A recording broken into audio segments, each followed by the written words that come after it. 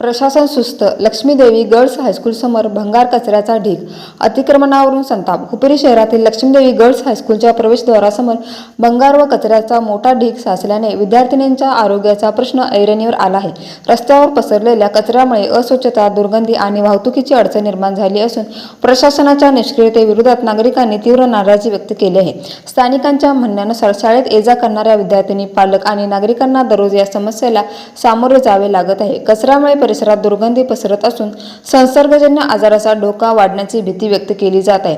शैक्षणिक संस्थेच्या प्रवेशद्वारासमोर अशी परिस्थिती असतानाही संबंधित यंत्रणांनी दुर्लक्ष केल्याचा आरोप नागरिकांनी केला आहे.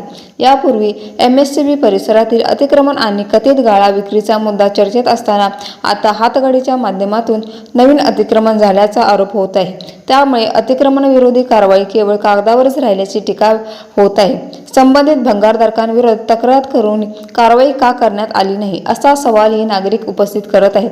दरम्यान यापूर्वीच्या अतिक्रमणांवर नेमकी काय कारवाई झाली, नव्या अतिक्रमणांना कोणाचा वरदहस्त आहे आणि प्रशासनाची भूमिका काय, याबाबतही प्रश्न उपस्थित होत आहेत. प्रभागाचे नगरसेवक तथा विद्यमान उपनगराध्यक्ष बाळासाहेब रंधवे यांची भूमिका काय राहणार, याकडे नागरिकांचे लक्ष राहिले आहे. विद्यार्थिनींच्या आरोग्याचा प्रश्न अधिक गंभीर होण्यापूर्वी कचरा हटवून अतिक्रमणावर तातडीने कारवाई करावी, अन्यथा सामाजिक संघटना आंदोलन छेडतील, असा इशाराही देण्यात आला आहे. विशाल क्रांती, वृत्तसेवा, हुपरी.